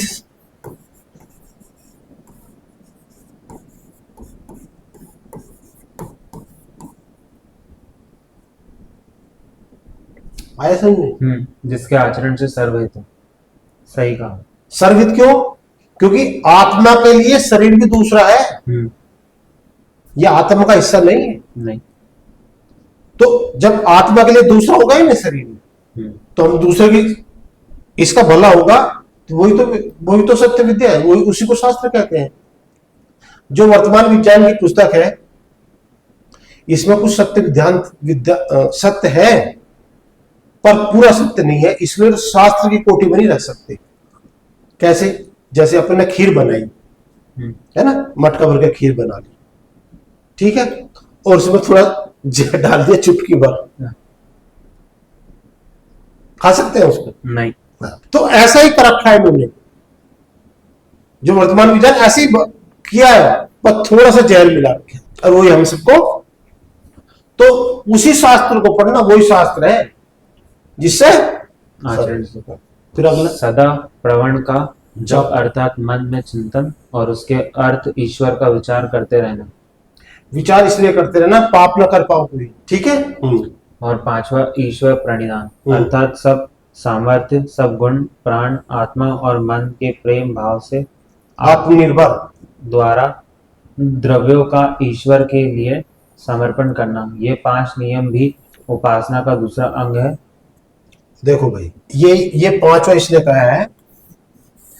ईश्वर प्रणिधान क्या होता है? मैंने कोई कर्म की और आपको समर्पित, किसको समर्पित? आपको, परमात्मा को समर्पित। परमात्मा को समर्पित, क्योंकि देखो शरीर तो उसी का ही है ना, तो वही तो इसको स्वस्थ रखेगा, तो पूरा कर्म करके ईश्वर को समर्पित करने। ईश्वर की भक्ति विशेष में आत्मा को अर्पित रखना, ये 5 नियम कहते हैं। यमों के बिना केवल इन नियमों का सेवन ना करे। क्या कंडीशन करती? यम, अहिंसा, सत्य के बिना इन नियम का कोई फायदा नहीं है। आधार क्या हो गया? यम। किंतु इन दोनों का सेवन किया करें। जो यम का सेवन छोड़ के केवल नियमों का सेवन करता है वह उन्नति को नहीं प्राप्त करता, किंतु अधोगति अर्थात संसार में गिरा हो रहता है। आया समझ? समझाइए। सत्य और अहिंसा का पालन नहीं किया तो शास्त्र पढ़ने से कोई फायदा नहीं है। समझिए आगे। अर्थात अपने आत्मा को वेदोक्त परमेश्वर की आज्ञा में समर्पित करके परमानंद परमेश्वर के सुख को जीते हुए भोग करें। शरीर छोड़े के सर्वानंद युक्त मोक्ष के प्राप्त होने सन्यासियों के मुख्य कर्म है। अब यहाँ आगे सन्यासी। सन्यासी होता है जो वैराग्य जिसको प्राप्त हो जाता है। वैराग्य मतलब पूरी सृष्टि को जान लो, मतलब जो समाधि, सब समाधि, और विरक्त हो जाता है। अरे ये संसार, परमात्मा से प्यार हो जाता है उसको, अंतिम प्यार होता है परमात्मा, सीधा उसको कुछ नहीं दिखता। अपने बच्चों को कह देता है कि भैया देखो ऐसा है, मैंने तुमको बता दिया, ऐसे ऐसे करना है, यदि तुम नहीं मान रहे तो मत मानो, ईश्वर तुमको दंड देगा, और वो विरक्त भाव में हो जाता है। मतलब ज्ञान की पराकाष्ठा, ठीक है, ज्ञान की पराकाष्ठा, सन्यासी को कर्म, ज्ञान की पराकाष्ठा। शरीर, मन, आत्मा, बुद्धि की शुद्धि। हाँ, इसके अलग अलग है ना, शरीर अलग है, मन, बुद्धि, ये प्रमाण दिया मैंने, वो तो अच्छा प्रमाण है। शरीर और शरीर के अंग, देखो भाई 4 शब्द, देखो शरीर और शरीर के अंग, जैसा हाथ पैर हो गया, मुंह हो गया, ये शुद्ध किसमें होता है? शुद्ध निर्मल होता है। किससे होता है? देखो, मन होता है सत्य से। मन सत्य संकल्प, सत्य भाषण और सत्याचरण से शुद्ध होता है। आगे समझ में? मन की शुद्धि किससे होगी? सत्य से, सत्य भाषण से और सत्याचरण से। आत्मा, जीवात्मा की शुद्धि किस? विद्या प्राप्ति, धर्म पालन तथा रूप तप से। देखो भाई, यहाँ की विद्या और धर्म का पालन करना, तथा बुद्धि अधिकाधिक सत्य ज्ञान के अर्जन से शुद्ध या निर्मल होती है। बुद्धि किससे होगी? सत्य ज्ञान, सत्य को जान लेना। हाँ, निर्मल हो जाएगी, मतलब फिर तो भाई अपने कर्म कैसे होंगे? कोई प्रदूषण नहीं करेंगे। 400 वर्ष तक अपन शांतिपूर्वक जी सकते हैं। ठीक है, अगला ऋषि अर्थ, जल से ऊपर के अड़ंग पवित्र होते हैं। अंग, जल बाहरी ऊपर बाहरी के अंग। अंग पवित्र होते हैं, आत्मा और मन नहीं। यहाँ ध्यान रखने की बात है, नहाने से, तीर्थ करने से, गंगा के डुबकी लगाने से आत्मा आत्मा और मन नहीं पवित्र होते हैं। ध्यान रख लेना। मन तो सत्य मानने, सत्य बोलने, सत्य करने से शुद्ध, और जीवात्मा विद्या, योगाभ्यास, धर्माचरण ही से पवित्र, और बुद्धि ज्ञान से ही शुद्ध होता है। जल मृतिका आदि से नहीं। मृतिका आदि यानी ये मिट्टी से अब नहा लिए, है ना, मिट्टी शुद्ध होते हैं ना, हाँ समझ। तो वो मन नहीं होगा उससे, तो शरीर तो हो जाएगा। और यहाँ पहले भी कह दिया कि नियम, जब तक नियम का पालन नहीं होगा तब तक कोई फायदा। नियम क्या करोगे नियम का? फिर नियम का कोई लाभ नहीं है। जिसमें आसन, देखो समाज में इसके नाम से बहुत पाखंड हो रहा है। आसन किसको कहते हैं? जिसमें स्थिरता हो और सुख हो, वही आसन। देखो समाधि में क्या बैठना पड़ेगा? समाधि में तो स्थिर बैठना पड़ेगा ना। और यदि मैं शरीर में रोग है आपके, तो कैसे बैठे जाएगा? और आज का जो प्रश्न होना है, जो योग, इसको ही कह रहे योग आसन, मतलब योग, इसी को योग कह रहे हैं। 21 जून को बना ना योग दिवस। हाँ। जब यम नियम नहीं है, इससे क्या हो जाए? कुछ नहीं, इससे कसरत से हो जाएगा योग। आसन किस लिए करना? जिससे सुखपूर्वक अपन सुख हो वही आसन। ठीक है। मैसेज क्या कह रहे? हाँ, अर्थात जिसमें सुखपूर्वक शरीर और आत्मा स्थिर हो, उसको आसन कहते हैं। अथवा जैसी रुचि हो वैसा आसन करे। देखो द्वंद्व सहलन के क्या बता दिया मैंने? द्वंद्व क्या कहना? उस आसन सिद्धि से योगी को द्वंद्व शीतोष्ण आदि का, जिसको फल, हाँ, इसका फल क्या होगा इसका? उसको गर्मी सर्दी, जिसने इसको सिद्धि कर ली, जिसने इस पर, समझ में नहीं आया, वापस समझ। जिसका शरीर योग आसन मतलब आसन कसरत करके बलिष्ठ हो जाए, उसको धूप और सर्दी, गर्मी सर्दी का असर नहीं रहता, बल। ठीक है, आगे चलिए। आसन उसे उसको कहते हैं जिसमें आप एकाग्र मन होकर ध्यान अवस्था में बैठ सको। देखो बैठना वही ध्यान, समाधि में वो ध्यान। यदि आप एकाग्र मन से नहीं बैठ पाओगे, तब आप सृष्टि के पूर्ण विज्ञान को जान नहीं सकते। आसन अव्यवस्था को प्राप्त करने के लिए आपका शरीर स्वस्थ रहना अनिवार्य है। ठीक। प्राणायाम। अब अगला चरण आया प्राणायाम। हाँ, आसन से होते हुए श्वास प्रश्वास की गति का रोकना प्राणायाम कहलाता है। देखो भाई, एक तो नॉर्मल सांस चलती है ये, है ना, पर इनको कहीं भी स्थिर कर लेना। जैसा अब मैं सांस लिया, रोक लिया, ये छोड़ा बाहर, फिर रोक लिया, फिर बीच में जब लिया तब रोक लिया, जब बाहर छोड़ना अब बीच में। देखो अब मैं इसको समझाता। एक स्थिति तो यह है, यहां गहरा सांस लिया आपने, है ना, और यही रोक लिया। प्राणायाम के 4 चरण है इसमें। गहरा सांस लिया, दूसरा अभी से बाहर कर दिया सांस को,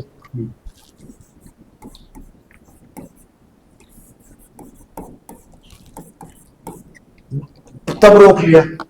कितने हो गए? 2। अब देखो, जैसा गहरा सांस हम भर रहे हैं ऊपर, इसको यहां तक नहीं गई, यहीं तक रोक, पूरा नहीं भरा, और यही रुक गई, स्थिर हो गया सांस लेते टाइम। हाँ, और एक जब छोड़ा, जैसे छोड़ा अपन ने, बीच में रुक गए, इसको यही रोक ले बीच में। ये नाक पकड़ना, ये देना, ये प्राणायाम वेद में इनका कोई कि अनुलोम विलोम करो, ये नाक पकड़ो, ये वेद में विरोध है उसको। ठीक है, गहरा सांस ले तब रोका, बाहर छोड़ा तब रोका, लेते दफे रोका बीच में, और इसे आगे समझे। हाँ। हाँ, इसमें समाज में बहुत बड़ा हो रहा है। अब देखो इसमें भी वही बात कही है, पढ़ दो आप 1 मिनट। जो वायु भीतर से बाहर को आता है उसको श्वास, और जो भीतर से बाहर आता है उसको बाहर जाता है उसको प्रश्वास कहते हैं। हाँ। उन दोनों के जाने आने को विचार से रोके, उन दोनों को रोकना है ना। नासिका को हाथ कभी से कभी ना पकड़ के, तो ज्ञान से ही उनको रोकने को प्राणायाम कहते हैं। कहाँ लिखा है ये? अरे यार, ये ऋग्वेद भास भूमिका है इसमें। ऋग्वेद भास भूमिका है। तुम्हारी रखी ना, बता दो उसको किताब में, एक ऋग्वेद भास भूमिका। हमने जो भी प्रमाण लिया है सारे ऋषियों के लिए है। हमने, हमारा अपना कोई कथन नहीं है, क्योंकि ऋषि जो है समाधि में पूरी सृष्टि को जानते हैं, देखते हैं, इसके प्रमाण है ये ऋग्वेद आदि भास भूमिका। ये हो गया। अब अगला क्या कह रहे? और यह प्राणायाम 4 प्रकार से होते हैं, अर्थात एक बाह्य विषय, दूसरा अभ्यंतर, तीसरा स्तंभ वृत्ति, बीच में जो 4 चरण बता दिए मैंने ना, एक इधर एक इधर, एक बीच में जाते हुए रोकना यहां, और एक जो इधर रोकना। इन्हीं की चारों की व्याख्या की है, पढ़ो उसको। एक बाह्य विषय अर्थात बाहर ही अधिक रोकना। दूसरा अभ्यंतर अर्थात भीतर जितना प्राण जितना रोका जाए उतना रोकना। तीसरा एक तो अंदर रोक लिया और एक बाहर रोक लिया। हाँ, और तीसरा स्तंभ वृत्ति अर्थात एक ही बात जहां और तहां प्राण को यथाशक्ति रोक देना। हाँ, इसको श्वास प्रश्वास दोनों प्राणायाम करके प्राण वायु को रोकना चौथा कहलाता है।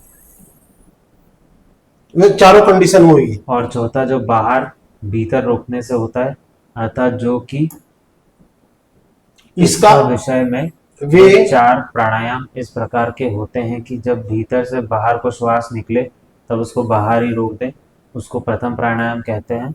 जब बाहर से श्वास भीतर को आवे तब उसको जितना रोके सके उतना भीतर ही रोक दें, दूसरा प्राणायाम कहते हैं। तीसरा स्तंभ वृत्ति की न वह प्राण के बाहर निकाले न बाहर से भीतर ले जाए, किंतु जितनी देर से हो सके उसको जहां का तहां ज्यों का तो एकदम रोक दें। और चौथा यह कि जब श्वास भीतर से बाहर को आवे तब बाहर ही कुछ कुछ रोकता रहे, और जब बाहर से भीतर जावे तब उसको भीतर ही थोड़ा थोड़ा रोकता रहे। इसको बाह्य अंतरक्षेपी कहते हैं। इन चारों का अनुष्टुप इसलिए है कि जिससे चित्त निर्मल होकर उपासना में स्थिर रहे। ठीक है, ये ऋषियों का कथन फाइनल है भाई साहब, है ना? हाँ, यदि हमारे बोलने में कोई त्रुटि हो जाए, बड़े हम उच्चारण में कोई त्रुटि हो जाए, पर जो ये लिखा हुआ है ये फाइनल है। मैंने क्या कर रखा है इसमें, ये इन्होंने कथन अलग अलग संदर्भ में ले रखे, तो मैंने सबको दर्शा दिया है ना, थोड़ा कंठस्थ हो जाए विद्यार्थी हमारे। जहां जहां कहा उन्होंने, सत्यार्थ प्रकाश में कहा, ऋग्वेद भास भूमिका, किसी मंत्र की व्याख्या करते वहां कह दिया, या कहीं भी कह दिया, तो सारा कलेक्शन मैंने किया हुआ है इसमें। ठीक है। चौथा बाह्य जब प्राण अर्थात जब प्राण भीतर से बाहर निकलने लगे तब उसे विरुद्ध उसको न निकलने देने के लिए बाहर से भीतर ले, और जब बाहर से भीतर आने लगे भीतर से बाहर की ओर प्राणों को धक्का देकर रोकता है। प्राणायाम का उद्देश्य शरीर में व्याप्त प्राण शक्ति के उत्प्रेरित, संचारित, नियंत्रित और संतुलित करना है। इससे हमारा शरीर तथा मन नियंत्रण में आ जाता है, हमारे निर्णय करने की शक्ति बढ़ जाती है और हम सही निर्णय करने की स्थिति में आ जाते हैं।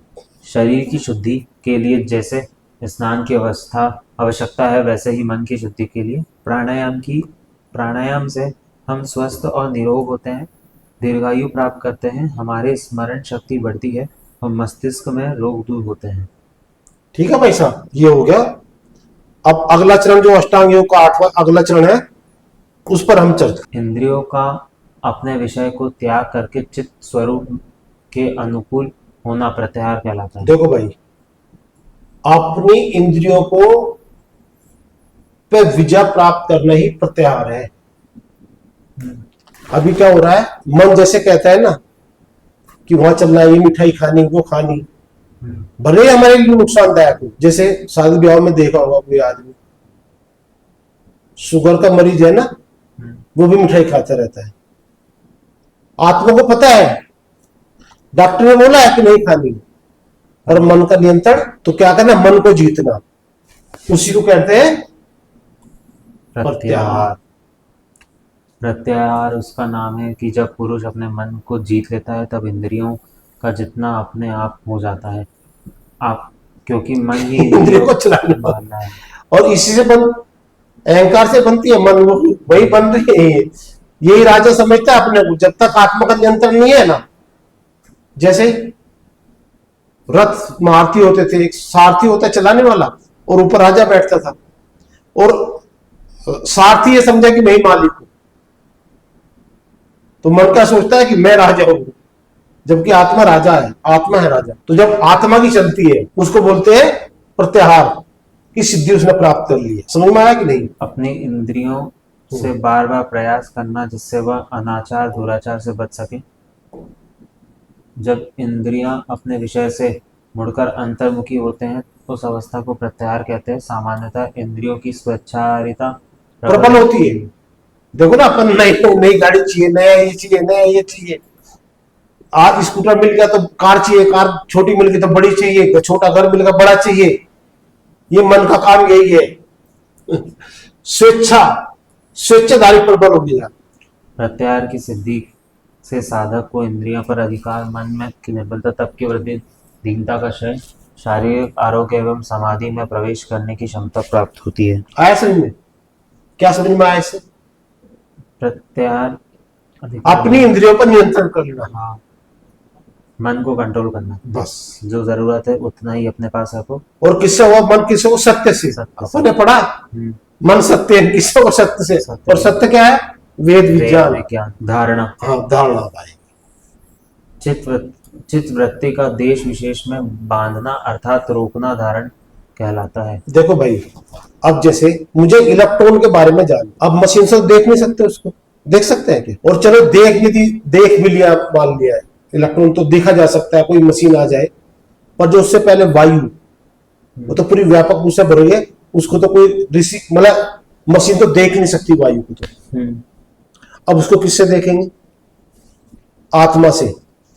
तो उसमें धारणा वहां करनी पड़ेगी मुझे कि मुझे क्या देखना है? वायु के जो जो जो रश्मि हमारी जो स्पंदन कर रही है ना, उनको देखना है। धारणा क्या होगी? परमात्मा के पास बैठ करके उपासना का अंग आ गया। जब हमने प्रत्याहार कर लिया, यम नियम का पालन कर लिया, आसन में बैठने की शक्ति हमें प्राप्त हो गई, इंद्रिय को हमने जीत लिया, फिर हम क्या देखेंगे? सृष्टि विज्ञान जानेंगे ना, समाधि में।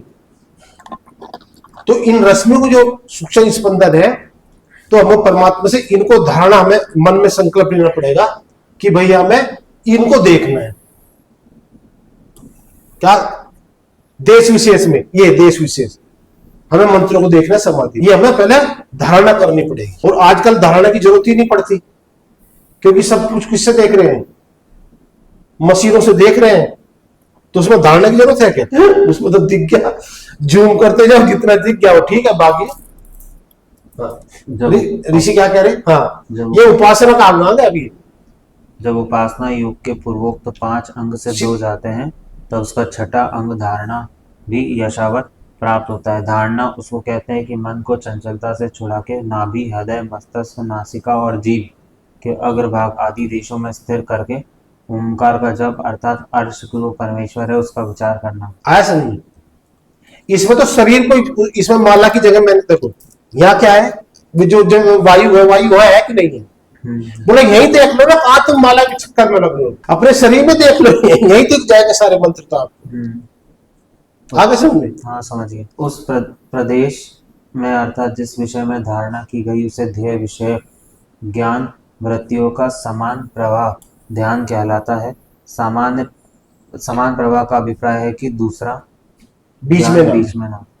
आया समझ में? देखो मुझे क्या देखना?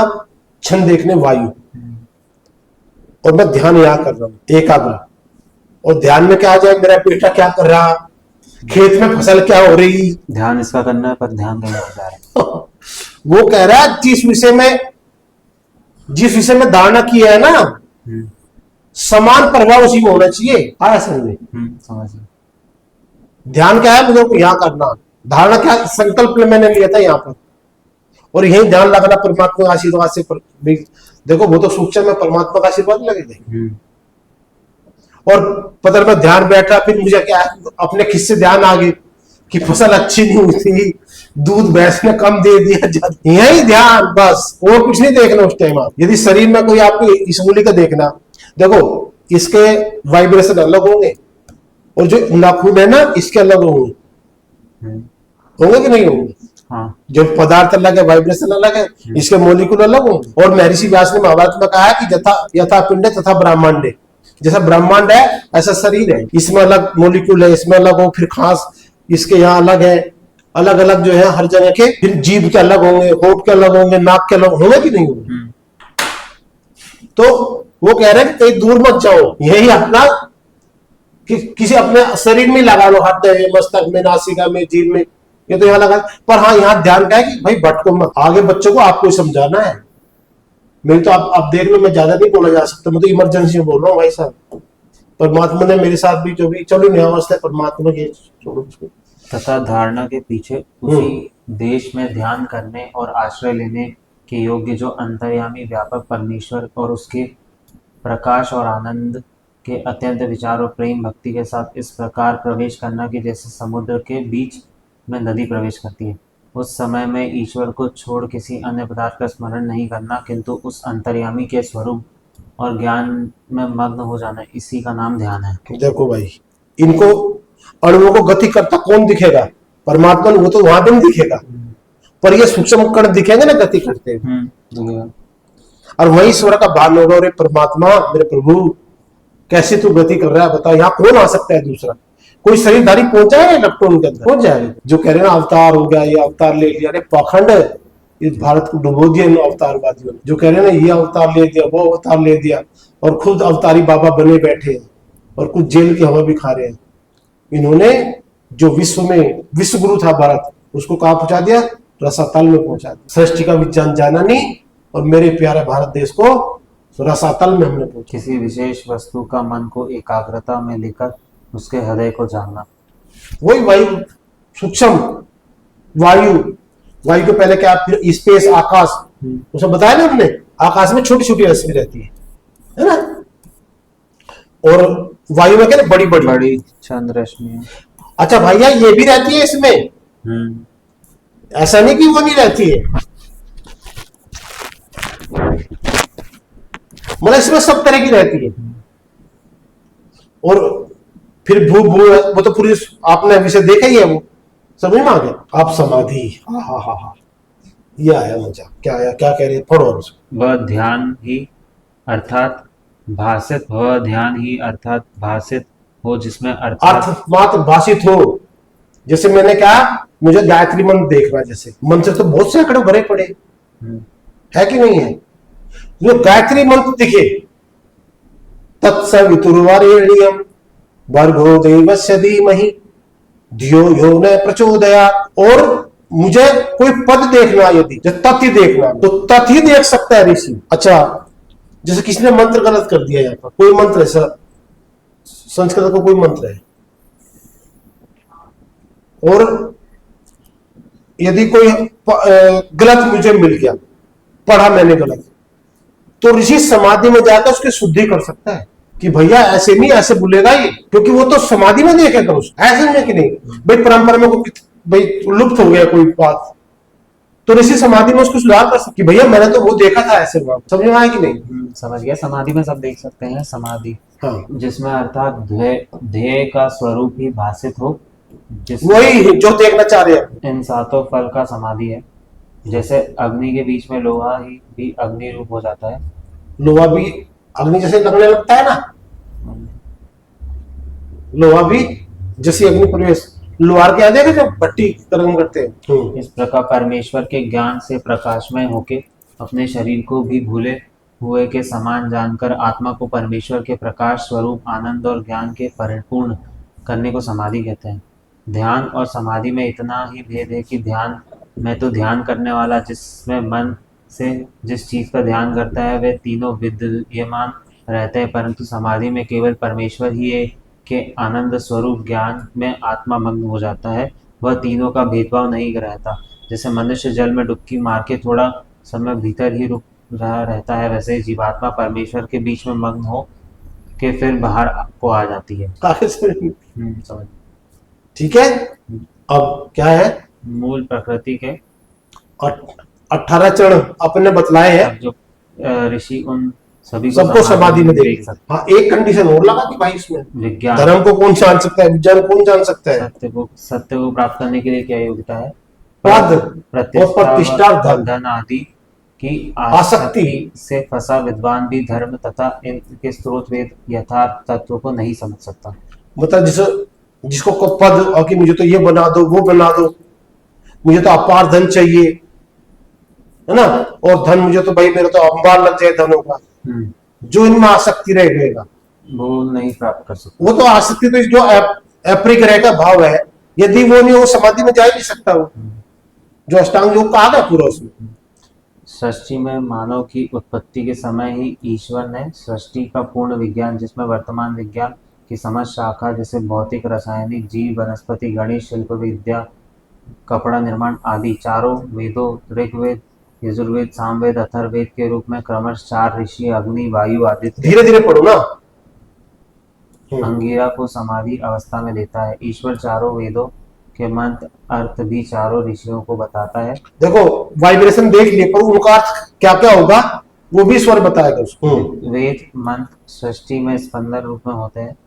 इन स्पंदनों से ही सृष्टि का निर्माण होता है। इन स्पंदनों को आज भी कोई ऋषि योगी समाधि अवस्था में परापश्यंती वाणी से सुन सकता है। पहली बार अमैथुनी विधि से समस्त प्राणी जगत मानव सहित देखो भूमि में पैदा होते हैं।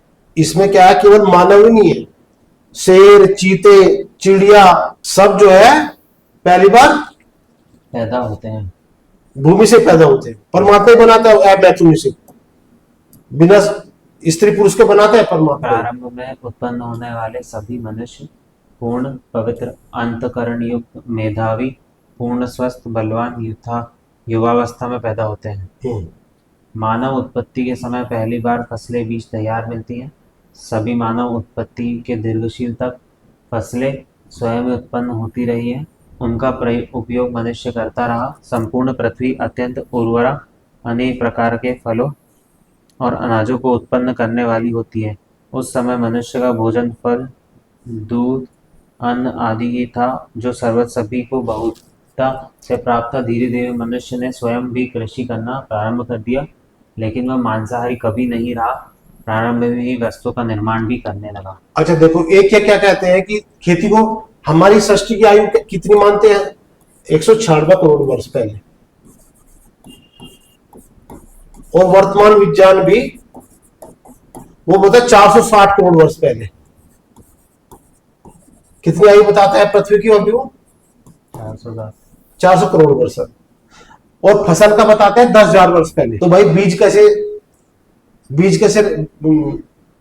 कहां से आए? इतने तरह की जंगल की जड़ी बूटियां, बीज कैसे आए? प्रारंभ हो जाती खेती। यदि हमारे ऋषि भी खेती नहीं करेंगे, छोड़ देंगे, तो गेहूं नहीं खत्म हो जाए। वो तो डे 1 से तब से खेती हो रही भाई साहब। परमात्मा सुबह फल लगा कर देता है, ये देता है शुरू में, अच्छे वो जमता रहता है उसमें। पर अच्छा, पहली बार भूमि क्या मानव नहीं, जीव जंतु सब, हाथी, शेर, सब भूमि से पैदा होते हैं पहली बार। ये जो डार्विन का विकासवाद है ना, माँ झूठे हैं थोड़े बहुत नहीं। यार देखो एक बात सुनो, यदि कोई मेरे पिताजी को ये कहे कि तुम्हारे पिता जानवर थे, तो मैं लठ नहीं मारूंगा उसको। जो मेरे पिताजी को पशु बताएगा, या मैं आपको भाई आपके पिताजी को कहने लगूंगी, आपकी माता को कह लूंगी पशु है तेरी माँ, अच्छा लगेगा? और हम क्या कह रहे हैं, हमारे पूर्वज होते बंदर है, मूर्खता ही हद है एकदम। तो ये हमारी भूमिका थी जो वैदिक विज्ञान पढ़ेंगे। जो पहली भूमिका लिखी हमने, आत्मा को मानव शरीर कब मिला, और एक हमने जो जिन सिद्धांतों पर हम वैदिक विज्ञान पढ़ेंगे, उन सिद्धांतों का हमने वर्णन किया है। यदि कोई व्यक्ति बिना अष्टांग योग पालन किए वेद पर चर्चा करता है, तो उसकी संगति भी निरर्थक है। योग्यता वेद पर चर्चा वही कर सकता है जिसने अष्टांग योग को पालन किया है, जो कर रहा है, और ऋषियों के वचन भी वही सुन सकता है, समझ सकता है। क्योंकि एक एक पद के सैकड़ों अर्थ होते हैं। जैसे वेद का जो पहला ही मंत्र है, अग्नि बीड़े पुरोहितम, इसमें कितने पद है? अग्नि ईडे पुरोहितम यजस्य देवम ऋत्विजम होतारम रत्नदातम। 8 पद है इसमें। और ब्राह्मण ग्रंथ में जो है अग्निपद के 771 अर्थ बताए हैं। और इसके अलावा महर्षि दयानंद के भी बहुत है। अब एक पद के उतने हैं और फिर पुरोहित के अलग है, इसके अलग है, तो प्रकरण को कोई समझ पाएगा जिसने सत्य को धारण किया है। नहीं तो हम जैसे वर्तमान में अभी विज्ञान भटक रहा है, हम भी भटकते रहेंगे। एक छोटा सा उदाहरण देना चाहता हूं प्रकरणविद का, जो महर्षि दयानंद ने सत्यार्थ प्रकाश के पहले ही भूमिका में लिखा है कि जो सैंधव है उसको नामक भी को भी बोला जाता है और घोड़े को भी बोला जाता है। अब जैसे भोजन मालिक भोजन कर रहा है, स्वामी भोजन कर रहा है और अपने नौकर को बोला कि सेंधव ले आओ, तो नौकर देखेगा कि स्वामी क्या कर रहे हैं, भोजन कर रहे हैं कि कहीं जा रहे हैं। तो देखेगा भोजन कर रहे हैं तो वो नमक ला करके दे देगा।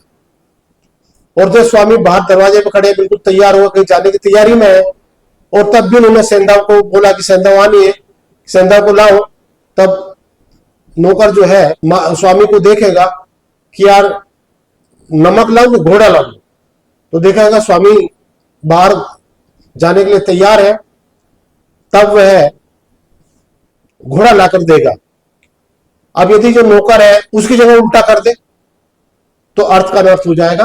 और वेद के नाम से जो पौराणिक जगत है उन्होंने वेद से अश्लीलता सिद्ध की हुई है। अश्लीलता, पशु बलि, नर बलि, स्त्री पुरुषों को बेचना आदि पाप पौराणिक विद्वानों ने भी किए हैं। और भूलवश जाने अनजाने में महर्षि दयानंद के अनुयायी आर्य समाजी के विद्वानों ने भी पौराणिकों की नकल करते हुए कुछ वेद मंत्रों का भाष्यों से ऐसे ही अश्लील कर दिया है।